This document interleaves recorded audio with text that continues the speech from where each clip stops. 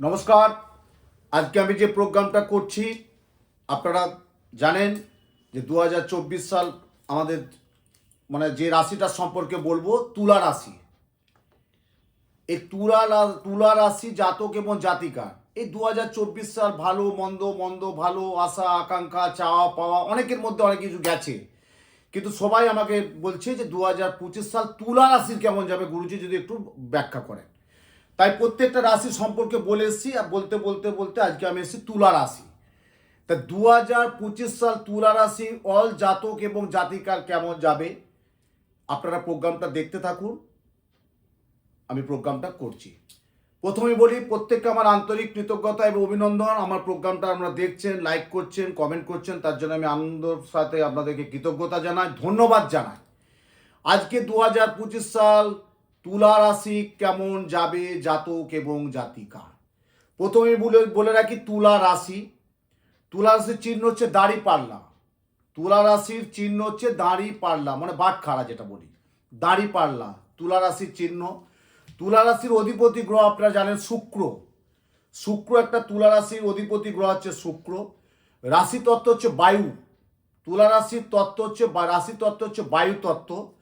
তুলা রাশির দিক হচ্ছে, তুলা রাশি যাদের জাতক এবং জাতিকা তাদের শুভ দিক হচ্ছে পশ্চিম। তুলা রাশি জাতক এবং জাতিকা শুভ দিক হচ্ছে পশ্চিম। তুলা রাশির জাতি কি শূদ্র, লিঙ্গ কি পুরুষ, রাশির স্বরূপ কি চর, রাশির স্বরূপ হচ্ছে চর, অঙ্গ হচ্ছে কি গোপন অঙ্গ। তুলা রাশির অঙ্গ কি গোপন অঙ্গ। এবার রাশি এবং স্বভাব বলছে পিত্ত এবং প্রকৃতি, মানে 2025 সাল রাশি পিত্ত এবং প্রকৃতি। শুভরত্ন হীরা, অর্থাৎ তুলা রাশির জাতক জাতিকা শুভরত্ন হচ্ছে হীরা। শুভ বর্ণ মানে শুভ রং যেটা বলছে সাদা। তুলা রাশি জাতক এবং জাতিকা শুভ রং হচ্ছে সাদা। শুভ দিন হচ্ছে শুক্রবার। তুলা রাশি জাতক জাতিকা শুভ দিন হচ্ছে শুক্রবার। শুভ দেবতা হচ্ছে মা লক্ষ্মী। আমি প্রত্যেকটা রাশি সম্পর্কে তত্ত্ব দিচ্ছি, বর্ণ দিচ্ছি, লিঙ্গ দিচ্ছি সমস্ত, এবং তার অধিপতি গ্রহ কি, মিত্র গ্রহ কি, শত্রু গ্রহ প্রত্যেকটা আমি জিস্ট তুলে ধরছি। হ্যাঁ, সব তো বলা যায় না 10 মিনিটের প্রোগ্রাম। এখানে যদি আমি 18 মিনিট 20 মিনিট প্রোগ্রামটা করতেই পারি, কিন্তু অত কারো দেখার সময় হবে না। যেটা আমার মেন স্ট্রিম, যেটা আমার জিস্ট, সেটাকে আমি তুলে ধরছি। এবার ধরুন যাদের ডেট অফ বার্থ আছে তারা তো সম্পর্কে জানলো, যাদের ডেট অফ বার্থ নেই 60 ঊর্ধ্ব 65 ঊর্ধ্ব 70 ঊর্ধ্ব একদম বাস্তব কথাটা, মানে বাস্তব সেটা আমি খুব মানি, তাদের তো একটা জানার থাকবে আগ্রহ যে আমার তো তুলা রাশি, আমার কি হবে, আমি পরবর্তী কি করব, আমার শরীর কেমন যাবে, আমি মানসিক দিকে কেমন থাকবো, আমার সাংসারিক কেমন হবে, আমার ছেলে মেয়ে কি দেখবে কি না, বা আমি কতটা সুস্থ থাকবো, এটা তো জানার আগ্রহ থাকবে। তাদের জন্য কি বলেছি, হস্তরেখার বিচার, প্রামিস্ট হস্তরেখা বিচার করে তাদের একটা মূল্যায়ন আমাকে করতে হয় এবং তার একটা সুপরামর্শ প্রতিকারটা দিতে হয়। এবার আসছি তুলা রাশির হচ্ছে শুভ সংখ্যা হচ্ছে 6। তুলা রাশির শুভ সংখ্যা হচ্ছে 6। শুভ তারিখটা লিখে রাখুন। তুলা রাশির যারা জাতক শুভ তারিখ, মানে এই তারিখটাই যদি কেউ শুভ কাজ কিছু করতে যায় খুব ভালো হবে। 6, 15, 24, 6, 15, 24। এবারে আসছি শত্রু রাশি। প্রত্যেকটা রাশির প্রত্যেকটা শত্রু আছে, প্রত্যেকটা রাশির প্রত্যেকটা মিত্র রাশি আছে। তুলা রাশির শত্রুকে জানেন তো, সিংহ। তুলা রাশির শত্রু হচ্ছে সিংহ রাশি। এবারে মিত্র রাশি, আমি মিত্র রাশির সম্পর্ক ডেফিনেশন দিই, আর শত্রু রাশির সম্পর্ক ডেফিনেশন দিই। মিত্র রাশি কি বলবো, আশাটা কি থাকবে, আপনার ছেলের বিয়ে দিচ্ছেন, আপনার মেয়ের বিয়ে দিচ্ছেন, আপনি কোনো পার্টনারশিপ ব্যবসা করছেন, আপনি কোনো একটা যৌথ প্রচেষ্টা কাজ করতে যাচ্ছেন, আপনি কোনো একটা ফিল্ম তৈরি করছেন, বা আপনি কোনো একটা সিরিয়াল তৈরি করছেন, বা আপনি কোনো একটা বিজনেসে আপনার কোনো ফ্ল্যাট বা কোনো কনস্ট্রাকশনের ব্যবসা করছেন। এটা যে একটা বলে না খাবারের কোনো একটা ব্যবসা করছেন, পার্টনারশিপ যেটা বলে, এই জন্য শত্রু এবং মিত্র দেখতে হয়। যেটা বিয়ের সময় আমরা বিবাহের আগে প্রত্যেক জাতক এবং জাতিকার বাবা মায়ের উদ্দেশ্যে বলছি জোটক বিচারটা করিয়ে নেবেন।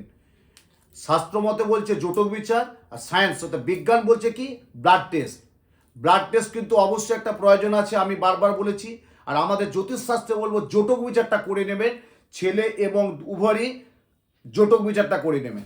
তাহলে মিত্র রাশিকে লিখে রাখুন, নোট করে রাখুন, মিথুন, কুম্ভ, কর্কট, ধনু, মকর।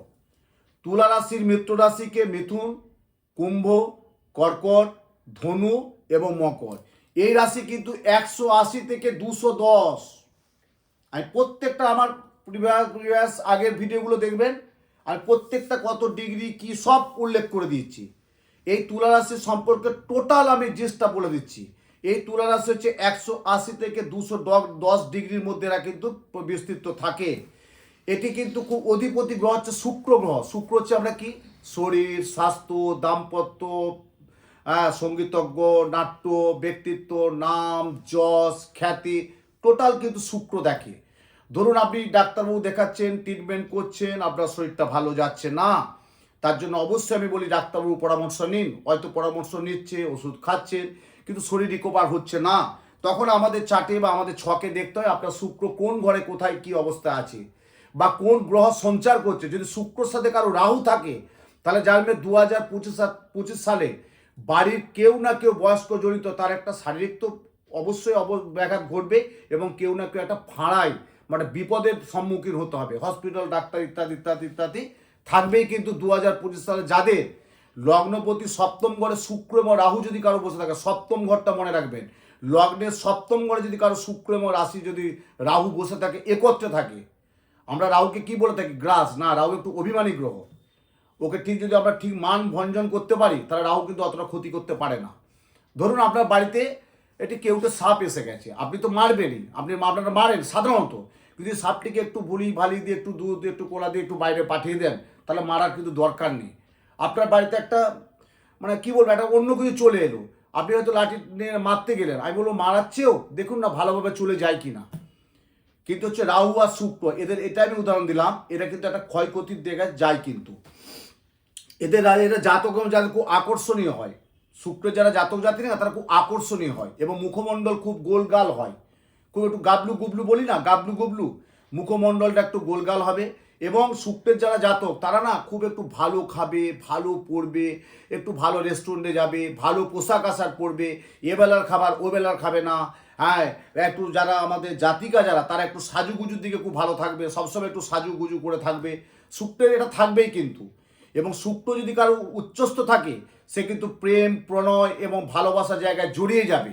এবং আমি এখনও দেখেছি বা আগেও দেখেছি, গত এই 2024 সালেও দেখেছি, অনেক দাম্পত্য, ভালো ভালো দাম্পত্য, 7 বছর, 8 বছর, 12 বছর, 14 বছর দাম্পত্য জীবন, মাঝে একটা ফাটল, ব্রেক, মানে তার শুক্রের দোষা চলছে কিন্তু। আর শুক্র মানে সে একটা অন্য জায়গায় একটা আসক্ত হয়ে যাবে। তা সেই আসক্তটা যাতে না হয়, তার জন্য 2025 সাল বলছি, শুক্র রাহু যদি কারো খারাপ থাকে, সে কিন্তু একটা মানসিক কষ্টে ভুগবে এবং আইনি ঝামেলা হবে, দাম্পত্যে প্রচণ্ডভাবে কলহ হবে, শারীরিক দিকে সাবধান থাকতে হবে। যারা বাইক, 4 চাকা, সাইকেল ইত্যাদি চালছে, তাদেরকেও কিন্তু সাবধান সতর্কতার মধ্যে থাকতে হবে। 2025 সাল মোস্ট অফলি এপ্রিলের পর 15 এপ্রিল পর্যন্ত সাবধান সতর্কতা থাকলে 15 এপ্রিলের পর অতটা কিন্তু হবে না, মানে হবে কিন্তু অল্পের দিকে। দেখুন, এই একটা তুলা রাশি 2025 সাল 70% মানুষ তো ভালো যেতে পারে না, আবার 30% মানুষের খারাপ যাবে, আবার 30% মানুষের হয়তো ভালো যাবে, 60%, 40% মানুষের, 70% মানুষের খারাপ যাবে। এই ভালো মন্দ, চলা মন্দ নিয়েই কিন্তু জীবন আমাদের চলতে হবে 2025 সাল। ওভারঅল 2025 সাল আমি আগেও বলেছি যে 2025 সালে আমরা কি পাচ্ছি, 2 + 0 + 2 হচ্ছে 5 আর 2 7 আর 2 9, 9 হচ্ছে মঙ্গল। মঙ্গল হচ্ছে একটা ডাইনামিক গ্রহ, মঙ্গল একটা অগ্নিতত্ত্ব গ্রহ। মঙ্গল কিছু ঘটাবে, কিছু ভালো দেবে, কিছু আসবে, কিছু দেবে, কিছু ব্যর্থতা আসবে, কিছু সাফল্য দেবে, কিছু জায়গায় আপনি ভালো একটা আশা করছেন, এটা আমি পাবো, প্রাপ্তিযোগ। কিন্তু কোনো কারণে মঙ্গল খারাপের জন্য সেই প্রাপ্তিযোগ পাবেন না 2025 সাল তুলা রাশি। এবং যারা বিবাহে, যাদের বারবার বলছি, লগ্নে মঙ্গল, চতুর্থে মঙ্গল, সপ্তমে মঙ্গল, অষ্টমে মঙ্গল, দ্বাদশে মঙ্গল, যাদের মঙ্গল গ্রহ থাকবে তাদেরকে পূর্ণ মাঙ্গলিক বলা হয়। এই মাঙ্গলিক থাকার জন্য আজ থেকে 500-400 বছর আগে যখন বলতেন, কি বলতেন, যে একজন না একজন বিয়োগ হয়, মানে মারা যায়, বিয়োগ হয়। কিন্তু এখন কি হচ্ছে, এখন বলবো আমি আমাদের খুব বিজ্ঞান তথ্য এগিয়ে যে বলছি, এখন কি হচ্ছে, ডিভোর্সে পরিণত হয়ে যাচ্ছে। হয়তো মারা যাচ্ছে না, কিন্তু ডিভোর্সে পরিণত হয়ে যাচ্ছে। এই তুলা রাশি কিন্তু 2025 সালে একটু সাবধান থাকতে হবে। গোপন কথা সবসময় সবাই কি বলবে না। তুলা রাশি যারা জাতক জাতিকা, আমাদের একটা প্রচলিত কথাও আছে, স্ত্রীকেও সব কথা বলিবে না, যাহা ফেলিবে নেড়ে চেড়ে পেরিবে, যা ফেলবে নেড়ে চেড়ে দেখবে, দেখে ফেলবে। আর স্ত্রীকেও সব কথা বলা চলবে না, কিছু কিছু গোপন রাখতে হয়। তুলা রাশি 2025 কিছু আপনার যত কাছে ফ্রেন্ড সার্কেল বন্ধু হোক না কেন, যত পরিচিতের বন্ধু হোক না কেন, সব কথাটা আপনি বহিঃ প্রকাশ করবে না, বাস্ট করবে না, কিছুটা চেপে রাখবেন। এটা কি হয়েছিল?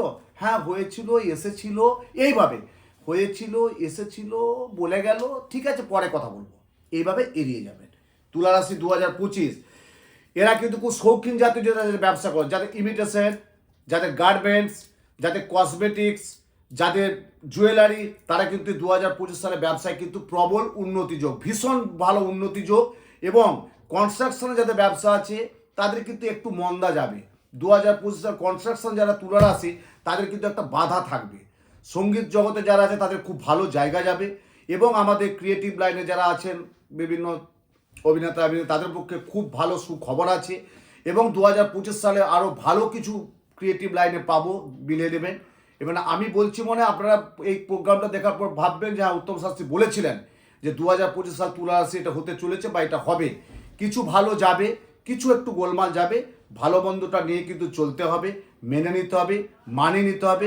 এরপর যেটা আসবে কি 2025 সাল যে তুলা রাশি সম্পর্কে বললাম, এই রাশি তত্ত্ব অনুযায়ী আপনাদেরকে আজ সরাসরি যোগাযোগ করতে হবে যে কোন অবস্থায় আছে, কি আছে, সেটা আমি টোটাল একটা আমি হরস্কোপ এবং কম্পিউটার এবং হস্তবিচার করে আমি বলে দেবো। প্রত্যেকেই ভালো থাকুন, সুন্দর থাকুন, সাথে থাকুন।